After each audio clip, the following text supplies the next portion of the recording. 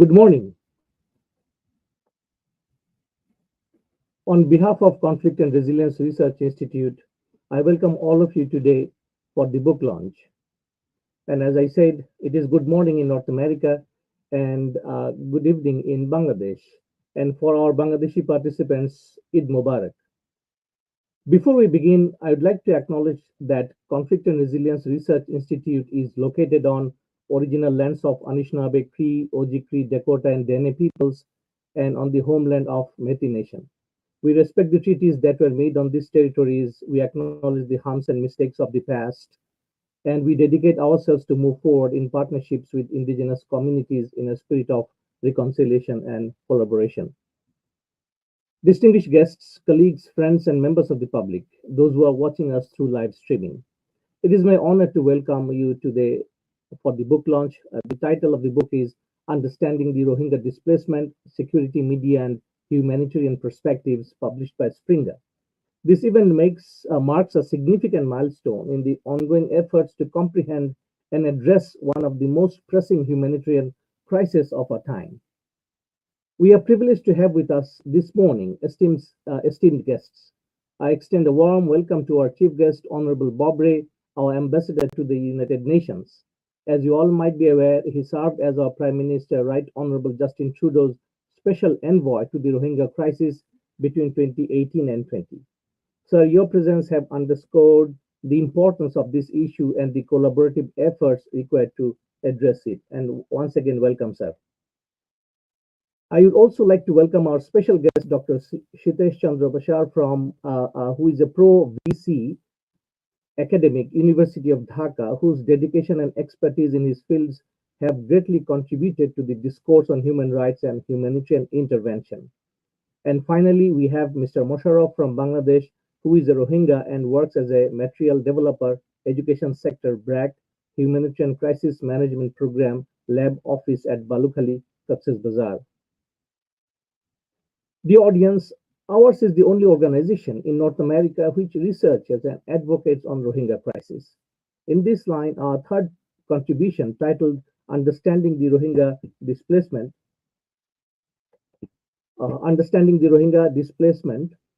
Security, Media, and Humanitarian Perspective, is an exploration of the multifaceted aspects of the Rohingya crisis. This publication is the result of a joint collaboration between us and the Department of Peace and Conflict Studies at the University of Dhaka, wherefrom I received my MPhil degree in 2009.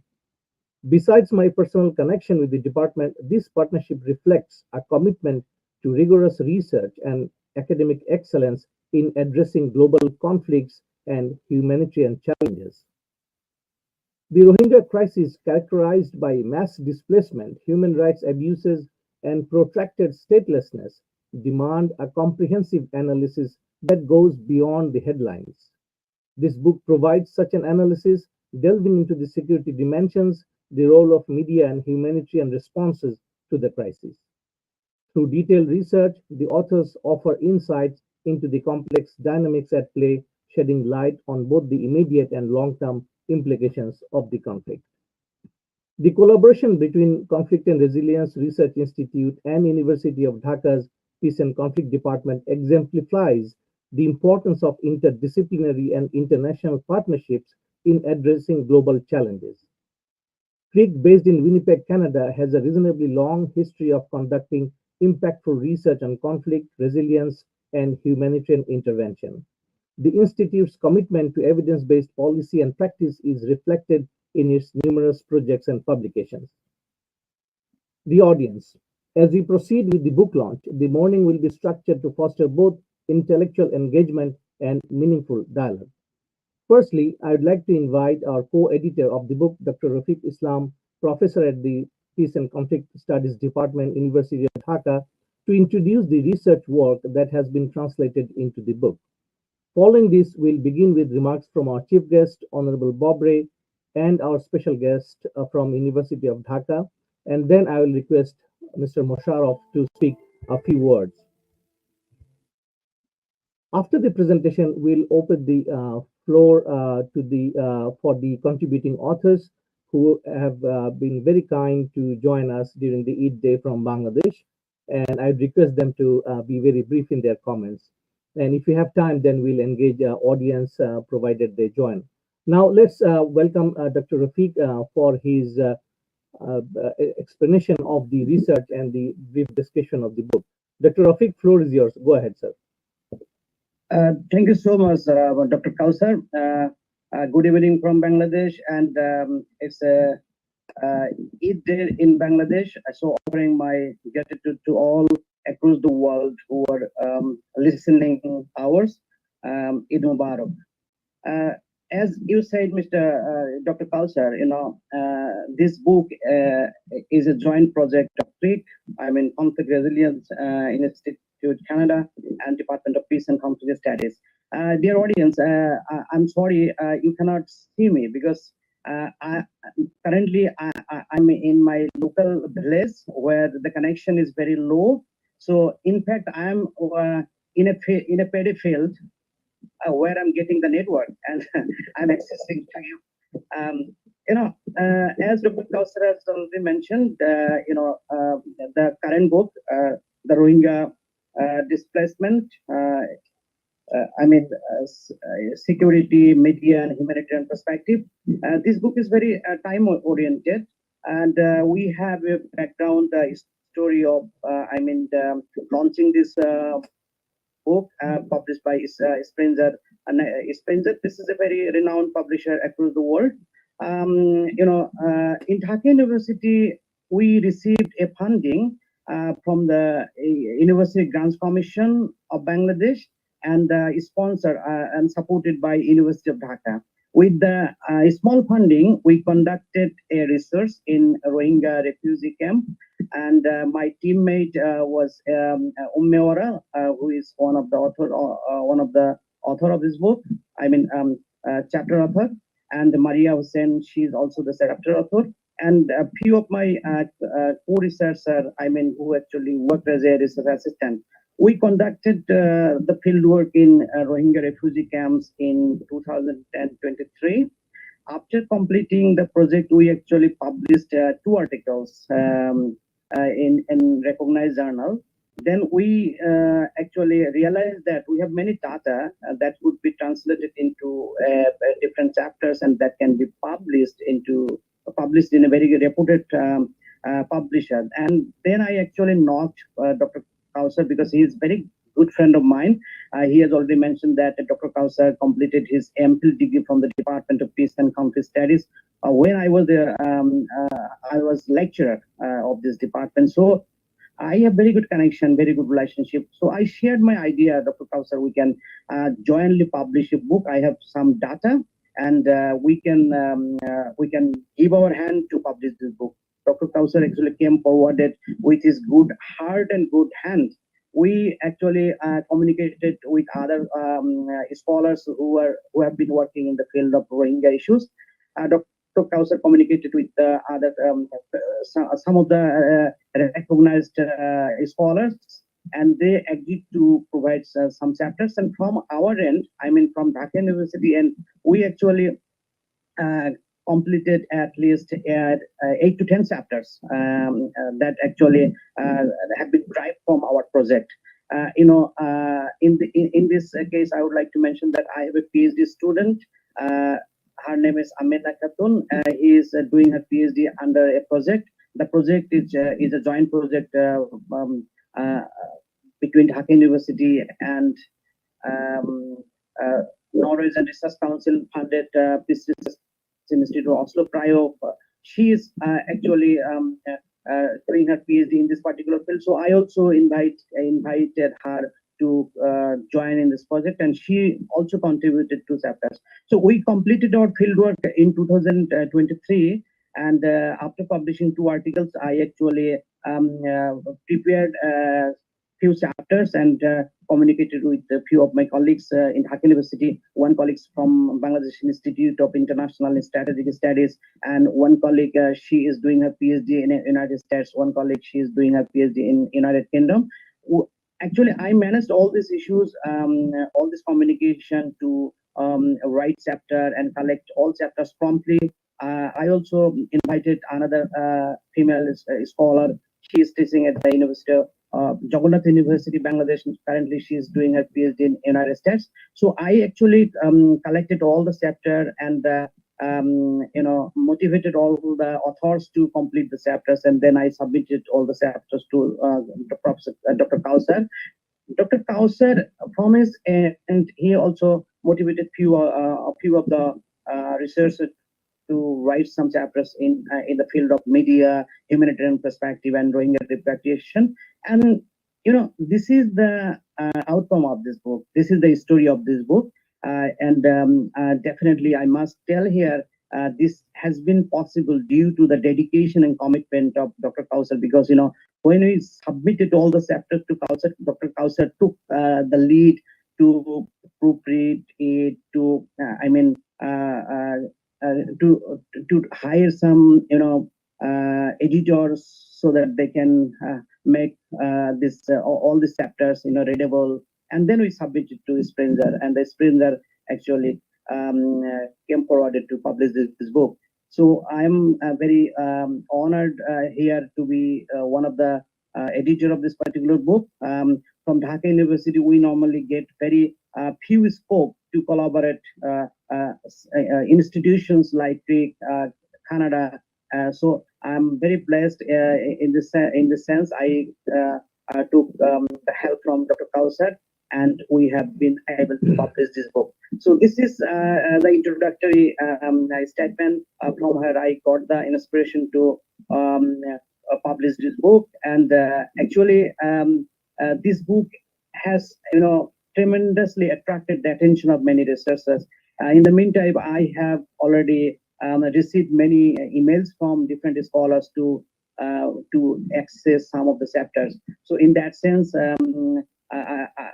definitely I would say this book is very time oriented, and it will help to address the Rohingya issue in a befitting way, to repatriate the Rohingya from Bangladesh to their homeland, to address the international community. So with this word, I'm going to end by offering my gratitude to Bob Bray, the Canadian ambassador to the United Nations, our chief guest today, and Professor Shitesh Chandra Basar, a very good human being of Dhaka University. He is the Vice Chancellor Academic, University of Dhaka. Dr. Kausar, my co-editor of this particular book, and all the authors who actually gave their effort to write chapters and made possible this publication. Thank you, Dr. Kausar. Thank you, Dr. Rafiq. As I said, it's a collaboration. You have played a major part nonetheless. Thank you so much once again. The audience, now let's welcome our ambassador to United Nations, Honorable Bob Ray. And as you might have gathered, he has a very close connection with this issue. And although he is working out of New York now, but he always keeps in touch, as I gather. So, sir, floor is yours. Please go ahead, sir. Thank you. Thank you very much for the opportunity to join you today. I'm very, very grateful for the work that you're doing, and I'm also really pleased to have an opportunity to say a few words about this critical subject. Let me just start with the autobiographical. I was asked by Mr. Trudeau in 2017 to become the special envoy on the Rohingya crisis, which I took up right away in October. My first trip to the camp in Bangladesh was in October. Was then able to go to Yangon very briefly, and then on to brief the Prime Minister and one of his first meetings with Aung San Suu Kyi on the subject of the Rohingya. And I made several trips back before writing my report in 2018, and was then asked by the Prime Minister to stay on as the special envoy, looking at more broadly the issues of displacement and movement of populations. And that became another report, which came out just in August of 2020, just as my appointment to the United Nations was announced. So the report really focused on, my report really focused on four key issues. One was a very brief context and history, which is much more fully expressed in a number of other books and volumes that have been written. And I note in your own book this question of the context and the history is critical. And as I pointed out, as is true in all conflicts and all situations, the history itself is contested because the history is so tied up with questions of identity and legitimacy with respect to where people live and how people describe themselves. And these issues continue in my conversations, which I still have extensively with people in the region. It's clear that the issue of the identity of the Rohingya and the acceptance of that identity by the countries in which they are living is highly contested, and it remains a critically difficult issue.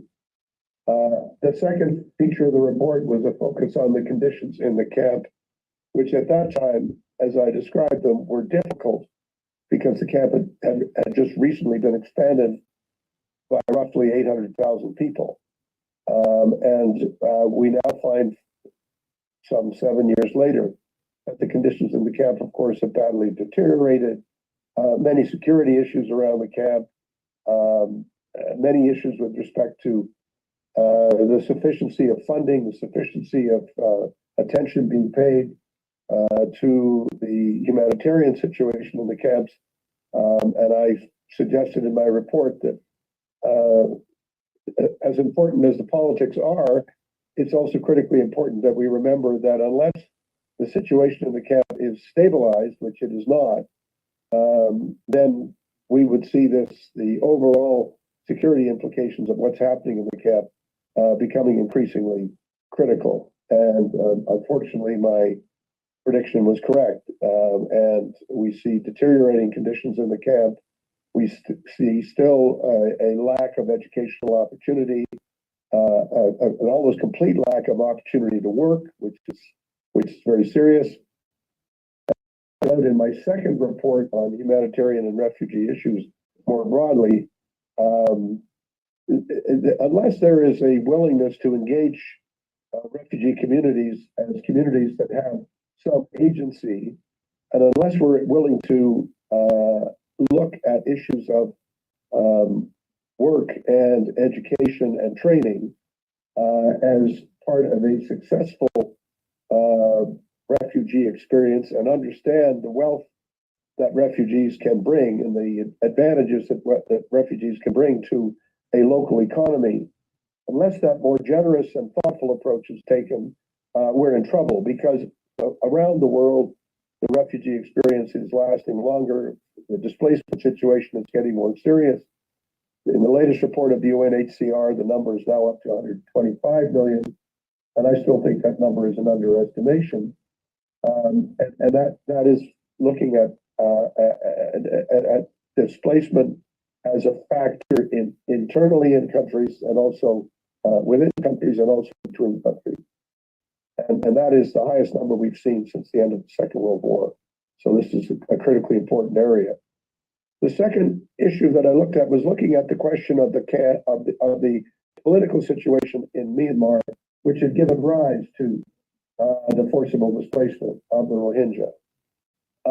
And there, I think we all know now that the situation is even more grave and difficult and complex than it appeared to be, to me at least, in 2018, at the time that I wrote my report. And that, I think, is a continuing challenge that we have to be aware of in a couple of important ways. One, first of all, and most important, I think, is that the political situation in Rakhine and the security and military situation in Rakhine has continued to evolve. The emergence of the Arakan Army as a yet another voice of Rakhine Buddhist sentiment has changed the military dynamic where the Arakan army now controls a significant part, majority of Rakhine, where the Tatmadaw is increasingly on the defensive, and where the Rohingya population finds itself caught in the middle of the conflict. And there have been attempts made most recently to recruit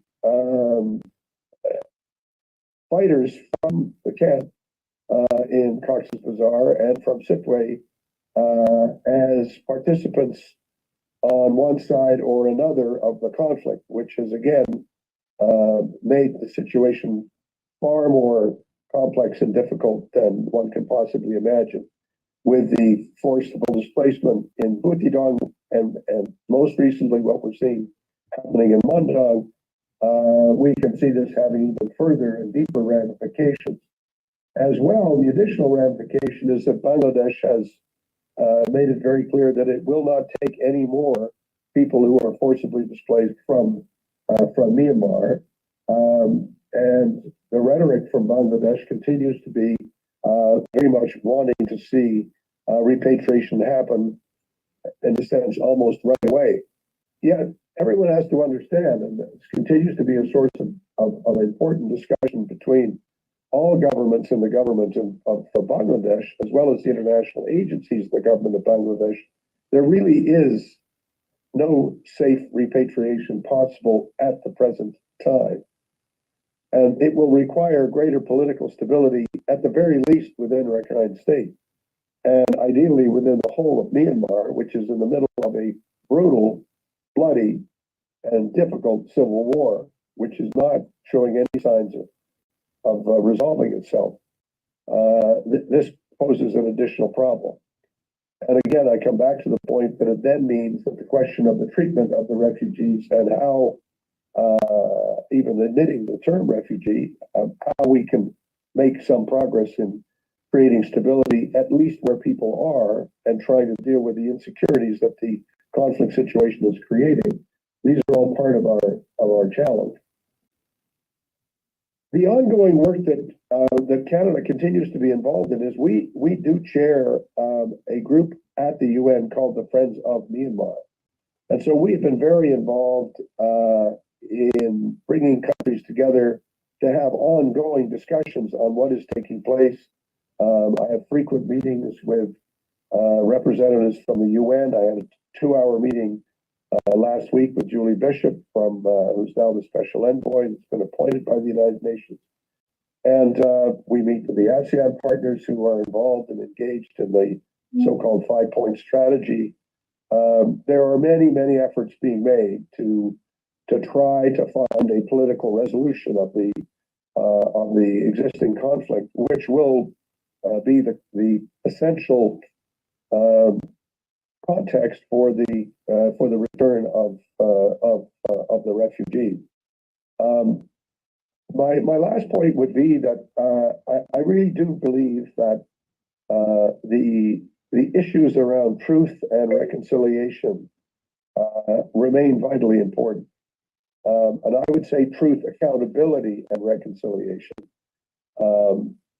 The truth about what happened in the immediate time preceding the forcible displacement of the Rohingya is exceptionally important to be established and for people to understand the circumstances in which this forced departure took place.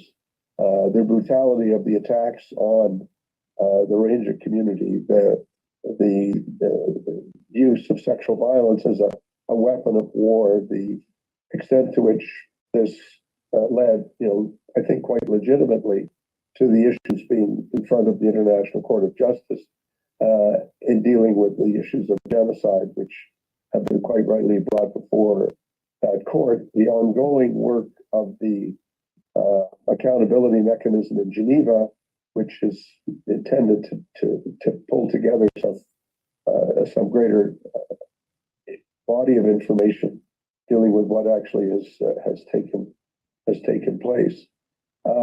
And yet at the same time, there will eventually have to be a process of reconciliation, because it is going to be necessary to establish, in order to have a secure return it has to be based on an understanding about the political, social, economic rights of the Rohingya, but also to create a more positive environment in which the groups can live and work together in Myanmar. So I think any work that can be done, any studies that can be brought forward that can help us to understand the facts and understand the dynamics in the situation, what it takes to get beyond conflict to a resolution and to genuinely peaceful and productive relations is a very positive thing. And I congratulate all of the authors for the work that they've done on this. Certainly want to congratulate the organizers of this seminar and look forward very much to hearing some comments. I very much appreciate the chance to be with you all, and you can rest assured that as I continue my work on this issue, I'll be open and interested in consulting with all of you about potential next steps, additional measures that should be taken, how other countries can be of assistance, and what needs to be done to get us to a place where the Rohingya can live safely in their own homes and in the place that they call home in Rakhine State, and where they can live productive and prosperous lives. Thank you. Thank you, sir. Thank you so much. I think one of the most important, I would say, term that Honorable Bobry used is truth, accountability, and reconciliation. And I think these are absolutely important in order to move forward in this conflict. Thank you, sir, for your very wise remarks, and we'll definitely follow through with further works that we are going to involve in the future. The audience, let me welcome Dr. Shitesh Bashar from the University of Dhaka, who has kindly joined us from Indonesia. I think he is currently staying. So that is such a wonderful, effort on behalf of him to join. Sir, go ahead, and floor is yours. Thank you, Dr. And it is a Eid day, so I was in a traditional dress because we have some friends here in Indonesia, Bandung. So we went some of our friends for having our Eid festival for having some foods with them and to enjoy the Eid. And for me, very good evening to everybody. Here we have Honorable Mr. Bob Ray, His Excellency Canadian Ambassador to the United Nations, the editors of the book, Professor Kausa, and Professor Rafeekul Islam, valued authors of the book, the audience. A very good afternoon, good evening to all of you. It's an immense pleasure to me to be here as a guest of honor in book launching program. The book titled Understanding the Rohingyas' Displacement, Security, Media, and Humanitarian Perspectives, as was mentioned by Dr. Kausa, and is very significant and time-oriented in addressing the Rohingyas' problems with informed policies. So far, I have read the content and introductions of this book. I'm impressed very much by different chapters, formations, and content of this book. This book provides a focused and comprehensive understanding of the conflict surrounding the Rohingya displacement, using a unique peace and conflict transformations viewpoint. Divided into 4 sections and 19 chapters, it covers significant themes related to the conflict. It provides an in-depth examination of its security implications, media impact, and the need for a long-term transformation strategy. The authors offer a sharp perspective of the crisis, covering a wide range of topics, including human rights, abuses, geopolitics, media influences, and the repatriations of the Rohingya.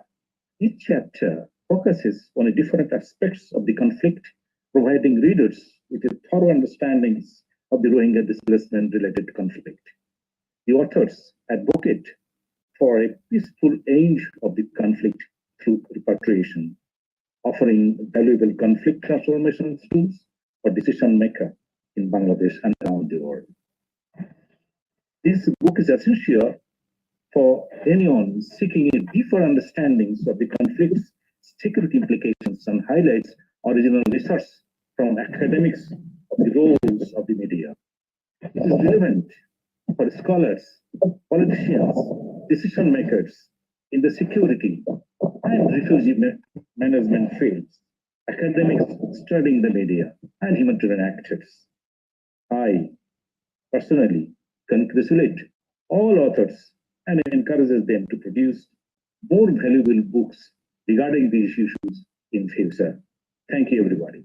And thank you to Dr. Kausar and Dr. Rafiq to give me the opportunity to express my feelings about this book this evening. Thank you very much, everybody, again. Thank you, sir. Thank you so much. Your presence means a lot. I mean, I know you are traveling, but you have made time to. Thank you very much. To be with Here us. I am in Malaysia. Thank you so much, sir. Thank you. Thank you very much. Thank you. Thank you very much. The audience, let us go to our Rohingya representative, Mr. Musharraf, who has joined from the camp. And of course, today is the Eid day, and the connections might not be very stable, but let me try if you can join. Musharraf, can you hear us? You are good to go. You can speak now. Assalamu alaikum, sir. Are you hearing me? Yes, we can hear you. Thank you, sir, for giving me this opportunity to attend this special event. First of all, thank you all of our participants here who are listening us and who are trying to emphasize the Rohingya crisis. First of all, I'd like to show my gratitude to all of you, especially because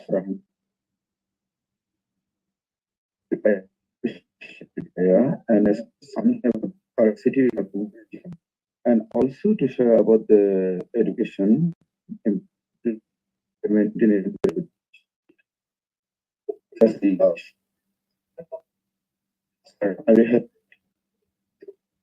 Hello.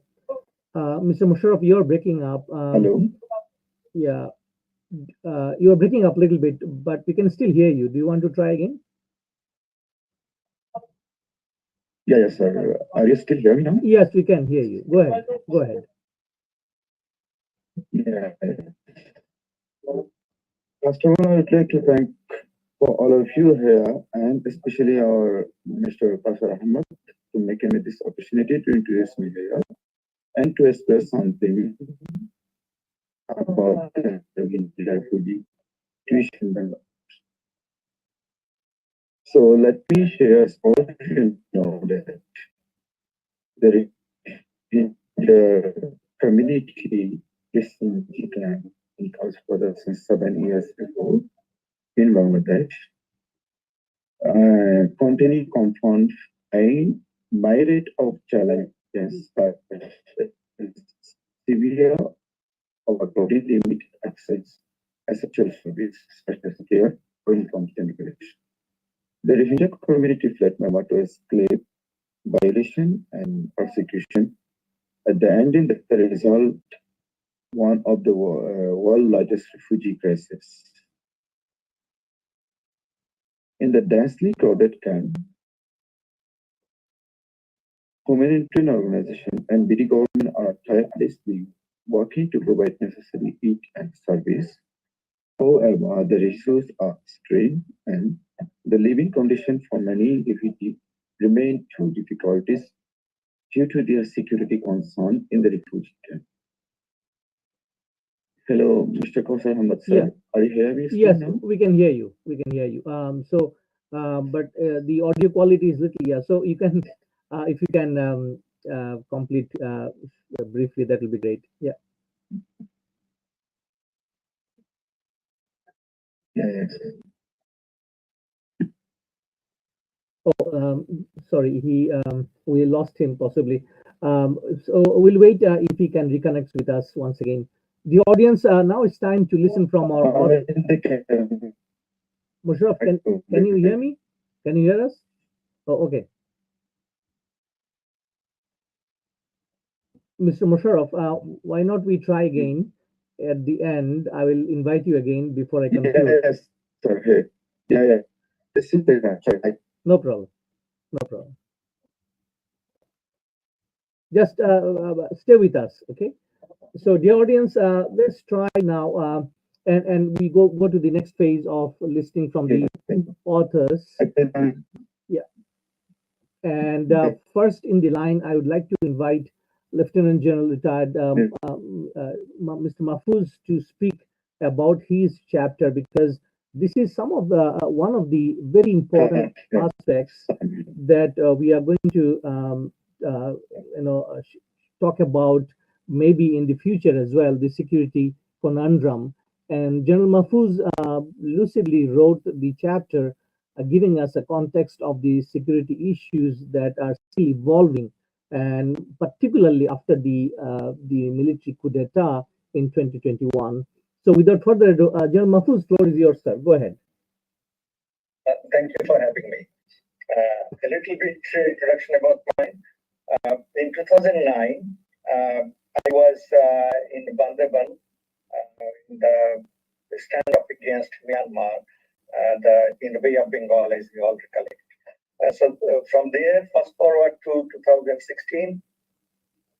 From 2016 to 2020, I was Principal Staff Officer to Honorable Prime Minister in the Armed Forces Division.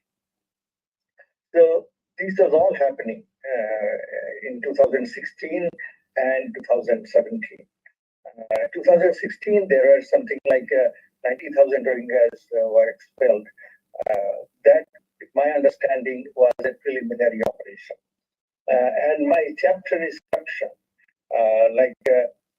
Rohingya crisis is security ramification and geopolitical context.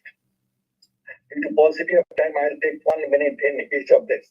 The first is about the Rohingya crisis. As a military person, I understood on the other side of the border, it is state being run by military generals. It's exactly new in their minds. So this was a purely military operation. The crisis was developed, was orchestrated, and was estimated in a way that you can understand this is a military operation was unfolding from 2011, then in 2016 prelim operation, and the final in 2017. 2016 was launched to see the of the world community in general and Bangladesh in particular. Thereafter, the Madhav Senior General Minangla felt it is okay to go ahead to 2017, and we have seen what has happened. And then about the security ramification.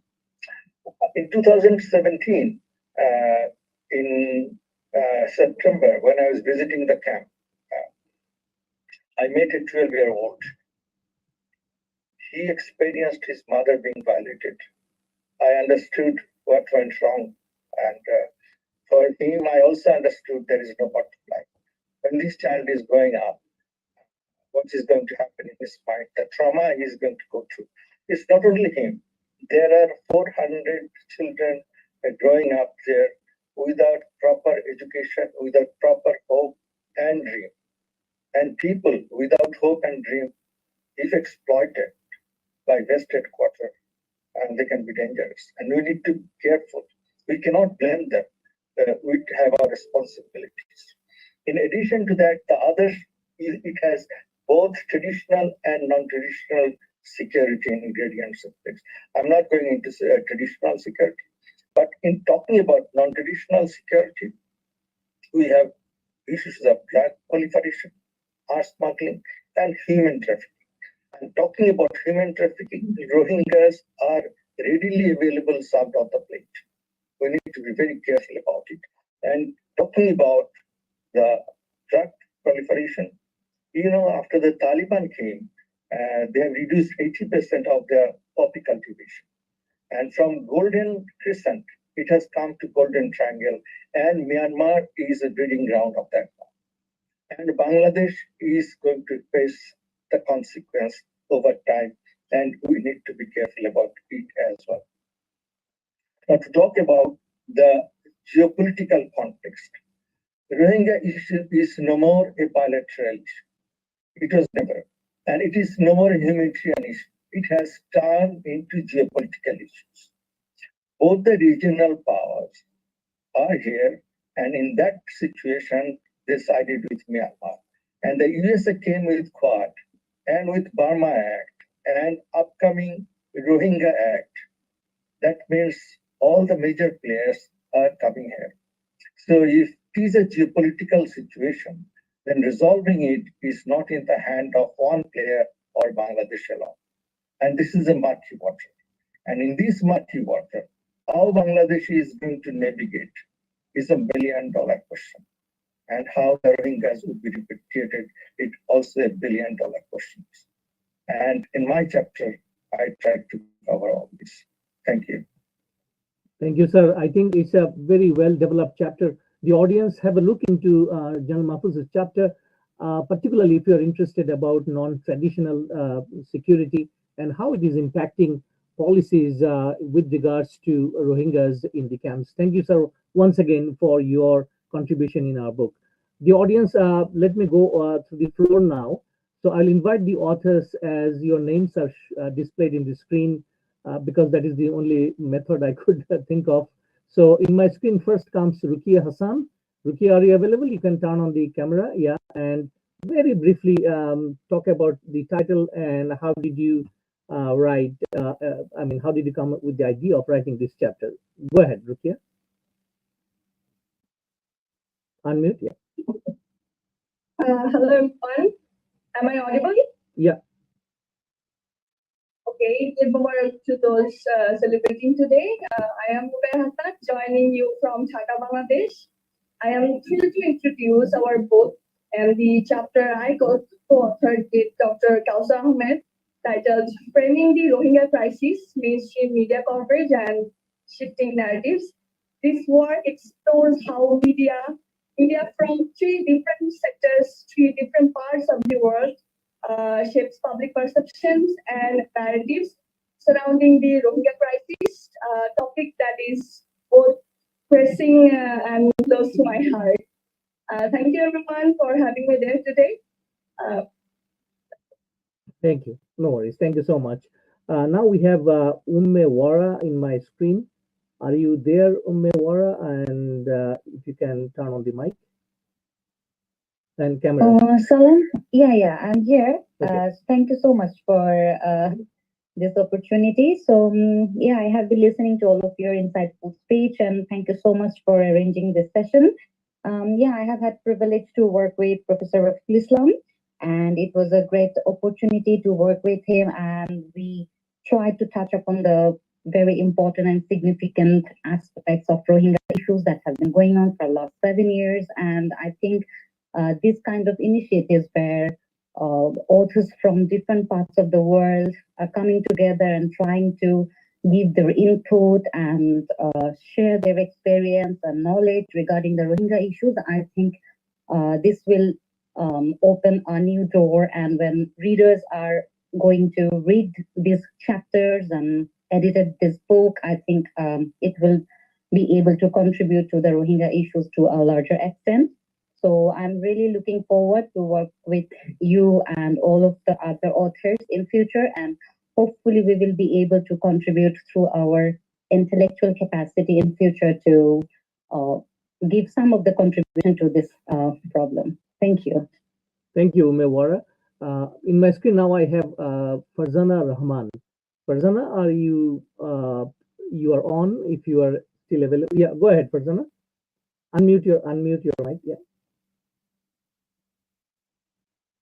Thank you. Good morning, everyone. I don't know. I think there has been some problem with my video, so No worries. like despite the problem, I can move on.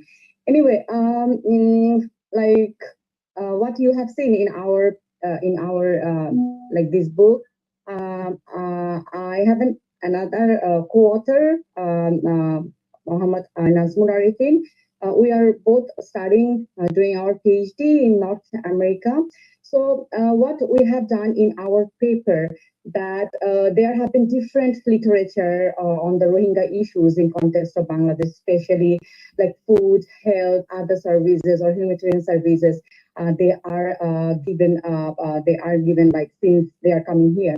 But what I think there is not much literature on like how Rohingya influx impacted on the crime rate in Bangladesh. So me and Arifin tried to explore this area or like this paradigm, like how criminal activities have been influenced after like they have started coming in. I mean, the Rohingya has started coming in. So we have explored actually like in comparison with the existing literature, such as in Syrian refugee, in Palestine refugee, like how the international paradigm on refugee influx have impacted on the criminal activities, and how the Rohingya have impacted the criminal patterns or like the criminal activities in context of Bangladesh. Honestly speaking, we have been running through different lack of existing literature in context of Bangladesh also, but I think this could be a like starting point where we can think of like we have like much scopes or much opportunities to work on the issues of the relation or correlation between Rohingya influx or like Rohingya displacement and criminal activities in context of Bangladesh. I'm so happy and I'm really, I really like to thank all of the organizers for arranging this book launching ceremony. And I also like to thank everyone like who have participated in this event. So thank you for listening to me. Thank you, Farzana. Now I have in my screen Rafa Sattar from US. Rafa, are you here? Okay, go ahead. Hi everyone. So my Hi. name's Rafa, and I'm calling in actually from New York City. I actually just got back from India yesterday from a Fulbright research grant, and I was doing research actually in India on educational interventions in marginalized communities over the past year. And I've always had a fascination on further exploring, particularly civic education and peace building education. So my book chapter is on the state of civic education in the Rohingya refugee camps. And I found that even though concepts like peace building and global citizenship even are embedded in the curricula in the Rohingya refugee camps, aside from pilot initiatives and isolated interventions, most Rohingya refugees are actually being denied their right to access civic and formal education in the camps. And I explore reasons why this might be the case through an analysis of the existing literature. I also propose the adoption of critical design praxis to legally integrate civic education in the Rohingya refugee camps of Cox's Bazar.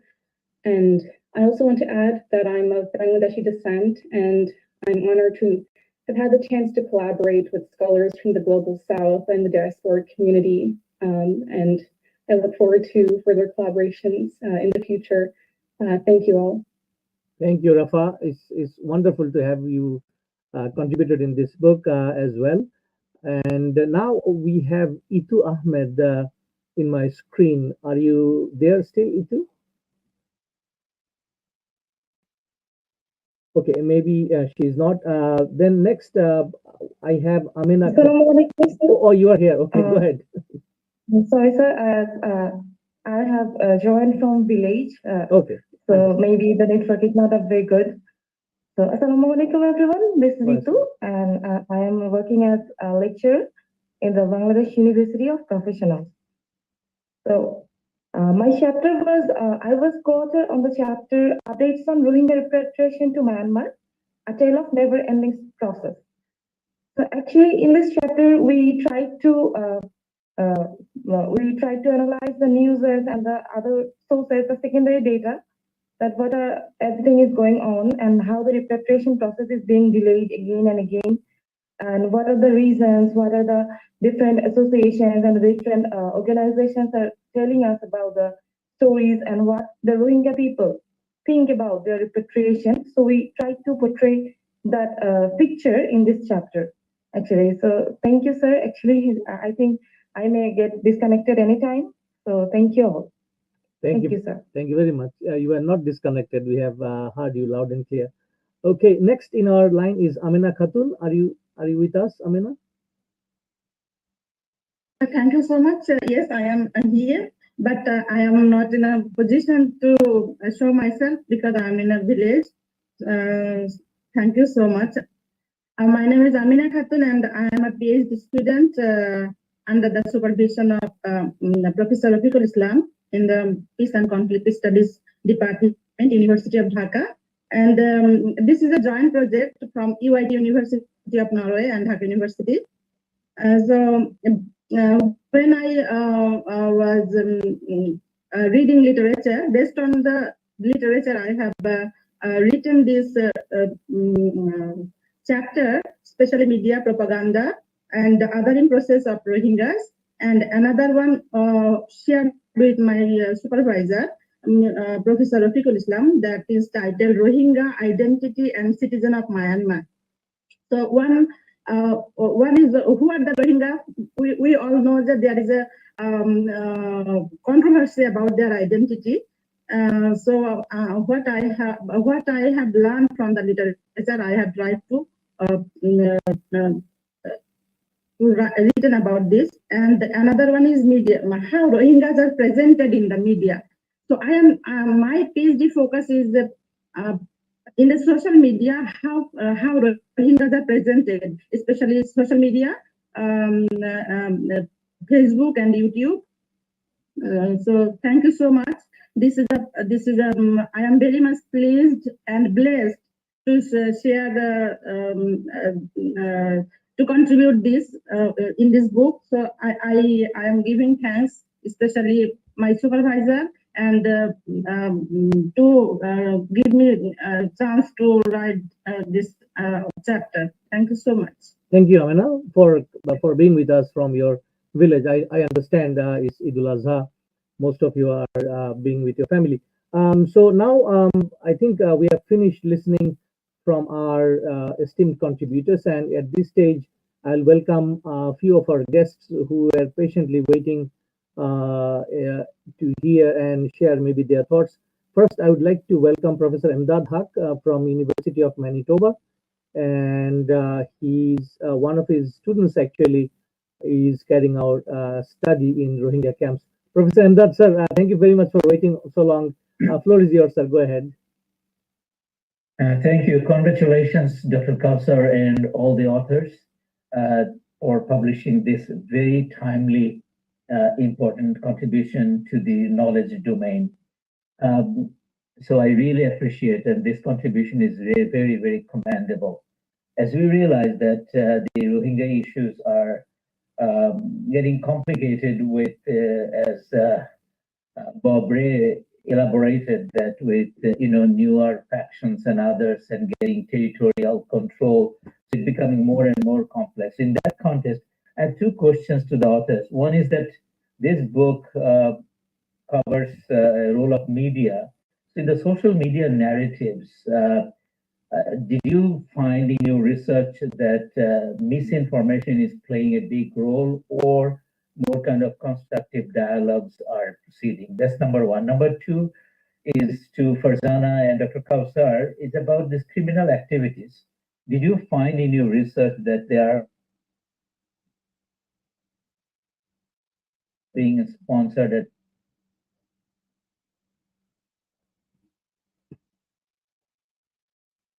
to know about your findings in these two areas? It's over to you, Dr. Kausar. Thank you, sir. Thank you. Thank you, Vansi. Sir, due to transmission problem, we have not heard your second question, sir. First question taken. Second question, if you kindly come again, sir. Yeah. About the criminal activities, Farjana elaborated. So are they being sponsored or limited to smaller organized groups, or they're being sponsored by the big factional parties like state and other non-state but bigger entities like Arakan Army and others? Fantastic, sir. Thank you so much. Farzana, do you want to take the second question? And I'll follow up with the first. Yeah. Thank you, Professor Imdad, for your question. Well, in our paper, I have already mentioned that we have been like suffering from different difficulties regarding the literature, lack of like literature review on the correlations of criminal activities and the Rohingya influx.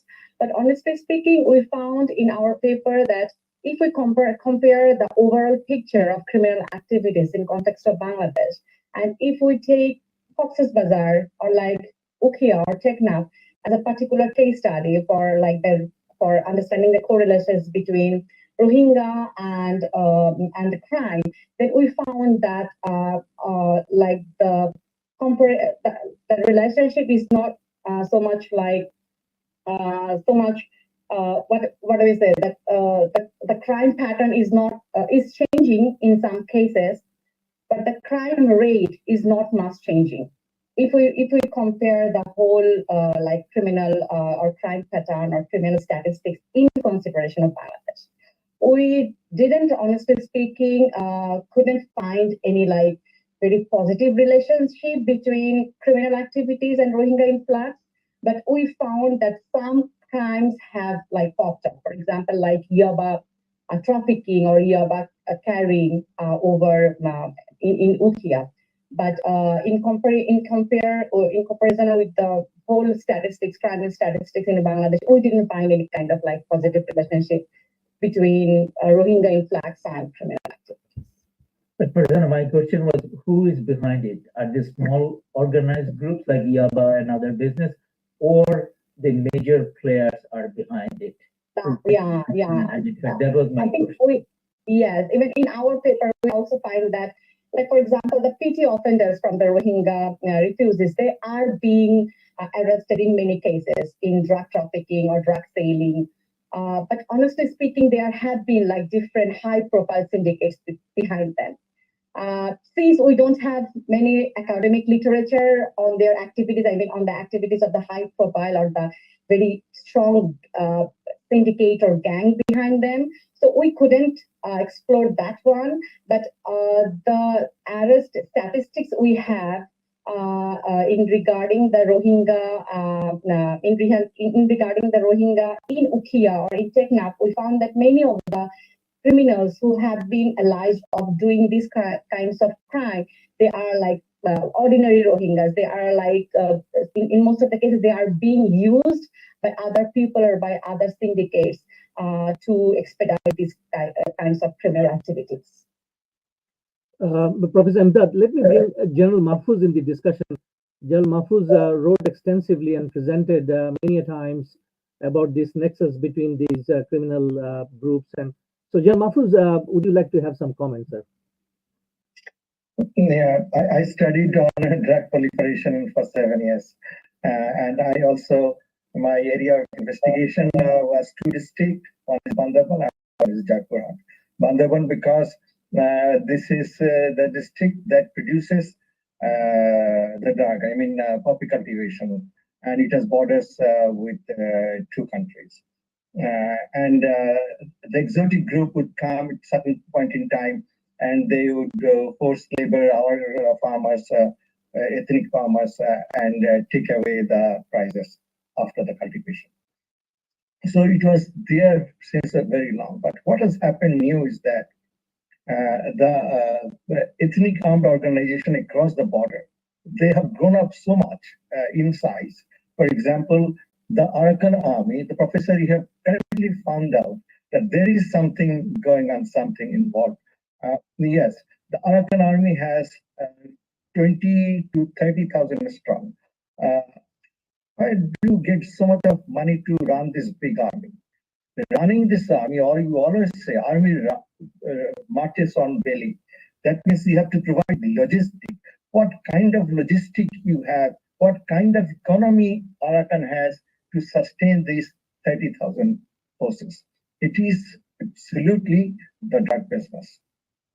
And not only in Arakan, the other ethnic armed organization, starting from Chinese border. And what happened, as you recall, a few days back, the operation 1027 in Chinese border, because of this scam, because of this drug trafficking, arms smuggling, and cybercrime, etc. So this is going to come to the border of Bangladesh as well. So we need to be very careful. It's not what we see the Rohingyas are doing. They are just transporters. But the mafias, the leaders, they are behind it. And what I'm afraid of is that over time, money and power, they coincide, they come together. And if the power, the people who are making money out of drug, if they come to power, in many countries they have, and they have created narco-terrorism, like this example of Mexico, this example of Colombia. We need to be very careful about it. Thank you very much. Thank you, sir. Thank you so much. Professor Imdad's first question, media narratives. In our chapter with Rukia, what we explored is how it has changed before the coup d'etat and after the coup d'etat. And of course, this is one part, and second part is before 2017, 25 August, and afterwards.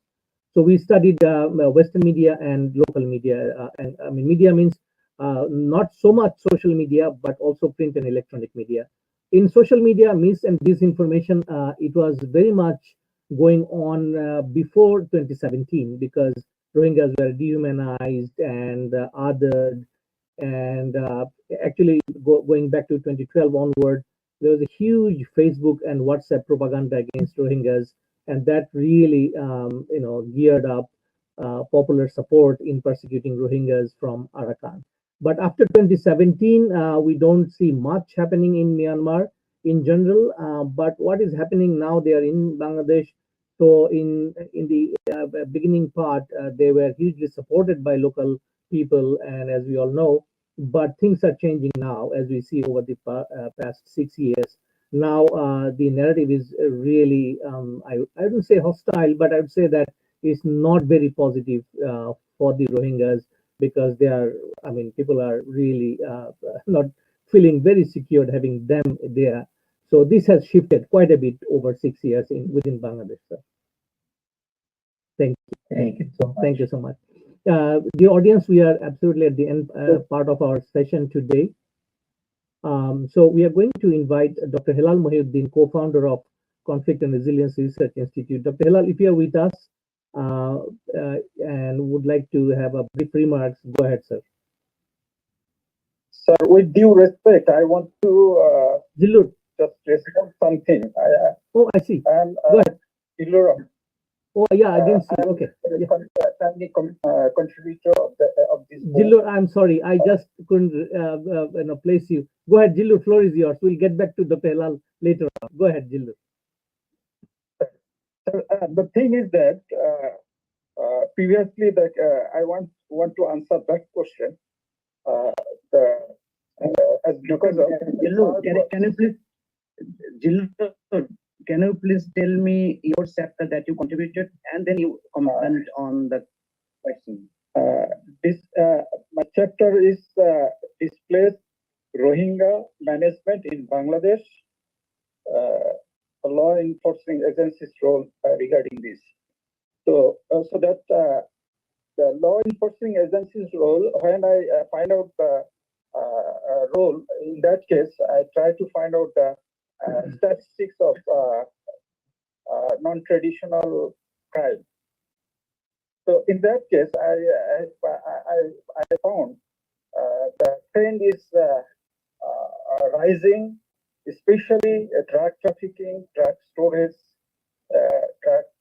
drug-related cases. At the same time, I saw human trafficking that is highly raising an issue. And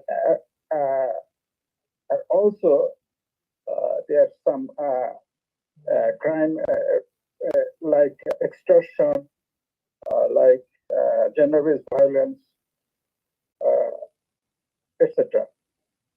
So the question is that behind the drug smuggling, the drug, especially Yaba, is very lucrative and easy to carry to anywhere, in any place. One can carry it very easily. because of the size of this tablet. And behind this scene, we can see a lot of organizations, especially RSO, ASRA, Al Yakin. There are several groups like Munna Group, Yakub Group. There are a lot of groups like this. They are involved with these activities, and Yava now the trend is they are giving Yava as price to as a currency, like as a currency they do this as a price. And when they cross this issue, I mean, they start trafficking these goods from Myanmar to Bangladesh. They used to bribe with this Yaba to the Arakan army at the same time the police or other law enforcement agencies. So it's now considered as a currency. So this issue is highly alarming for us. And behind the scene, there are a lot of perpetrators. And, the thing is that if the dealing of drugs not stop, that will ruin our youth as well as the backbone of our nation. That is all from my side. Thank you, sir, for giving me that time. Absolutely, thank you. My apology again because I couldn't locate you in the screen for initially, Mr. Zillur. Thank you once again. Dr. Hilal. Thank you, sir. Thank you. Dr. Hilal, back to you, sir. You can briefly comment about, and the audience, Dr. Hilal is our co-founder with the Institute. Thank you, Dr. Hilal. Okay, congratulations, co-editors, authors, and other contributors. I was just listening carefully, but I am waiting, actually eagerly waiting to go through the book thoroughly. After getting to all the chapters and messages, probably I would move to Dr. Kausar just for some information and some clarifications, as well as to some authors. I was very curious to know something about the adolescents, Rohingya adolescents, how they're really performing their working there, whether they're getting connected to antisocial activities or drug trafficking, transporting, and all other activities. Because we have seen something there. So I'm not quite sure if you have any chapter on adolescents and how they are really being treated by different NGOs or social services or other service providers in the camp. It was one of my first area of interest. That's why I am still interested to know something about it. If there is any chapter, probably I would be giving more attention to that chapter and getting back to you for some comments and some sort of clarification, because I also have some information on that. Probably I would be able to contribute if you have the second edition and other things. And the very lastly that I wanted to talk is about the protective security program of BRAC. It's very well placed there. They have been doing it for a couple of years. So I have seen some of the contributors, some of the authors of this book have already contributed to that, especially drug trafficking and crime rate, crime correlation. Now, we already had some discussions as well today, but it's not really clear to me whether there is any case study or any review of the protective security program of BRAC.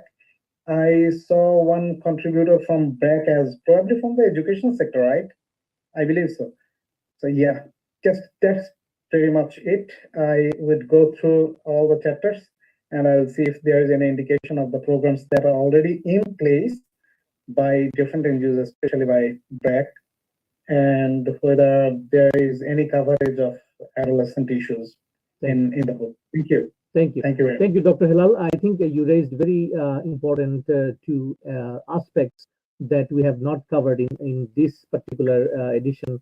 And maybe in the future, we can talk about it a little more. But both these aspects were not covered in our current edition, just for your information, sir. Thank you. General Mahfouz, do you want to add anything on the comments, sir? No, thank you so much. Thank you. I'm fine. Thank you. The audience, it is also a privilege to welcome two of our guests here, those who waited almost an hour to possibly, if they want to speak a little bit, because I would like to welcome Estelle Lemeru, one of the well-wishers of CRRIC. She always supports us, especially in the education sector, and then followed by our advisor, Gary Senft, if he is willing to speak. Estelle, are you still with us? I am. I certainly am. Thank you, Estelle. Go ahead. I'm totally amazed by the work that you've done to bring this all in one accessible book. I'm currently I'm in Winnipeg, Canada, and I'm a longtime educator. And I can see already how your work can maybe be translated into something that we could maybe do here. And what I'm seeing is the uneducated. I include myself in that. And we just see glimpses of what's going on and just snapshots, you know, the 1 minute update, and then not even that, because everything else is taking over the news.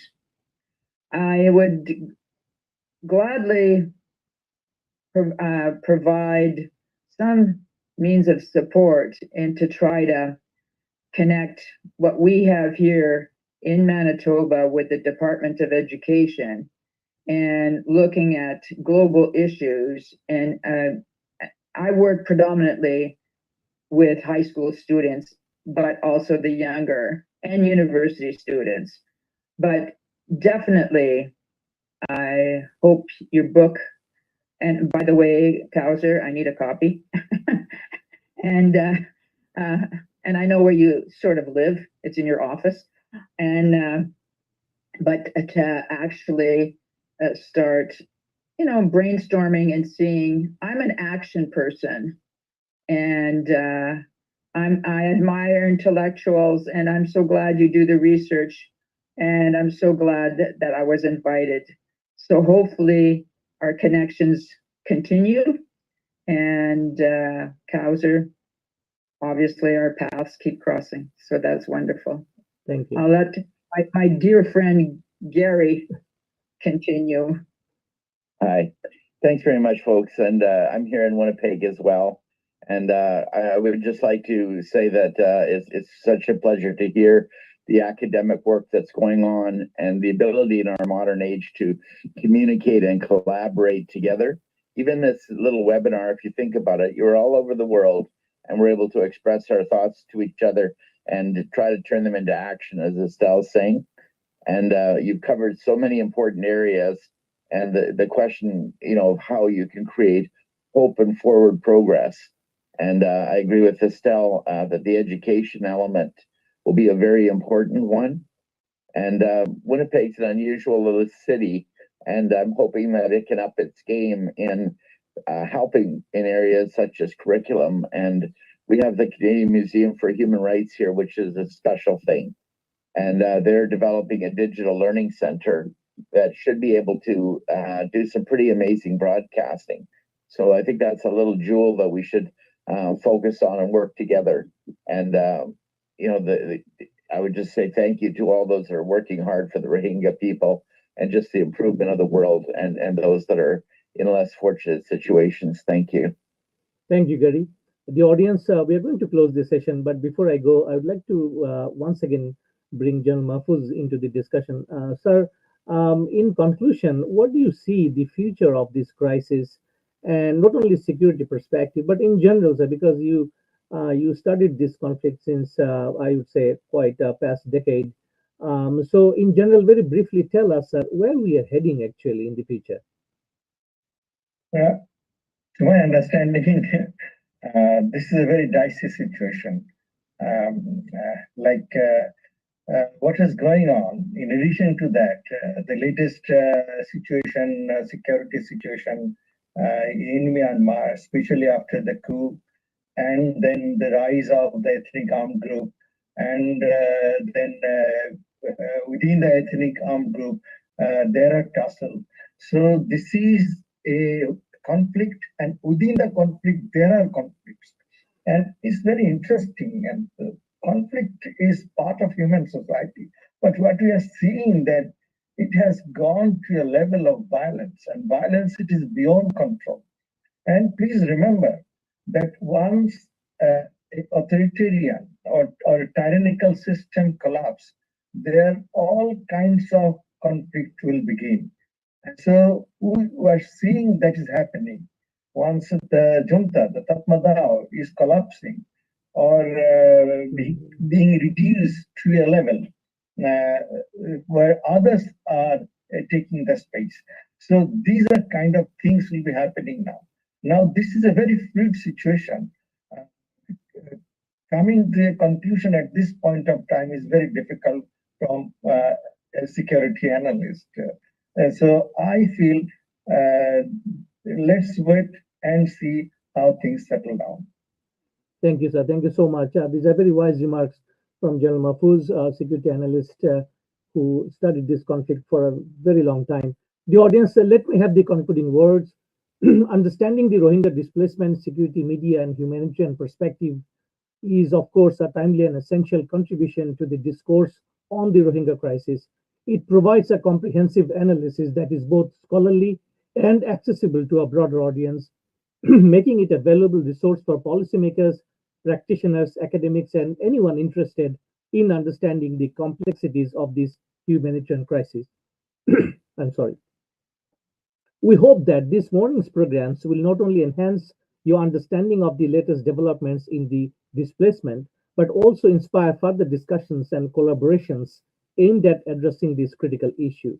I understand that in the current context, with two wars being fought in Middle East and Ukraine, it might be too much to ask the international community to rethink and renew their commitments to these stateless people. However, they need us more than ever now. Canada was the first Western nations, one of the Western nations to support Rohingyas since 2017 with nearly $600 million and a commitment to support the genocide case in the International Court of Justice. However, in the current fiscal year, we have not received any message from our government about any allocation of funds for this crisis. Nonetheless, while it is important to support the Rohingyas in their current situation in camps in Bangladesh, it is equally important to work towards their sustainable repatriation to Rakhine in safety and security. The audience, many of you might not be aware that nearly half of the 1.3 million Rohingyas sheltered in Bangladesh are children. We don't want them to grow up in camps, which you have heard from the esteemed authors today, without hope for the future. We also do not want another protracted conflict in this part of the world. UNHCR constantly reminds us that statelessness has been increasing in the past decade globally. And you have rightly heard from Honorable Bobre, is over hundreds of millions now.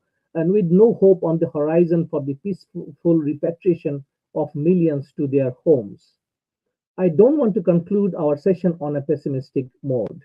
I'm hopeful, and so should you be, about the peaceful transformation of this crisis. What we need to do is to work together. As my favorite historian Noah Hariri said, one of the wondrous attributes of Homo sapiens, that is us, is the invention of collaboration and cooperation. People worked together to end apartheid in South Africa, brought peace to East Timor, and Europe came together after the fall of Berlin Wall. So let us be inspired by these examples and strive for peace and justice for all. Together we can make a difference for Rohingyas and ensure a brighter, more hopeful future for everyone. Thank you once again. My deep gratitude for all the attendees today, despite your busy schedule in the morning and evening in Bangladesh and during the Eid al-Azha celebration. You have come with us and in sharing your ideas. And thank you for the guests, Dr. Imdad Haq, Gary Semt, Esther Lemeru, and others, and especially Dr. Shitesh from Indonesia being our special guest of honor today. And your contributions, your remarks are very important for those who would be listening in perpetuity, because our recordings will remain with the in our YouTube channel, and we are going to stream it in next couple of hours in our IPTV channel. So with this, thank you once again. Remain committed to resolve this crisis, because that is what we can all do. Thank you once again, and goodbye from Winnipeg. Thank you. Thank you. Thank you, Dr.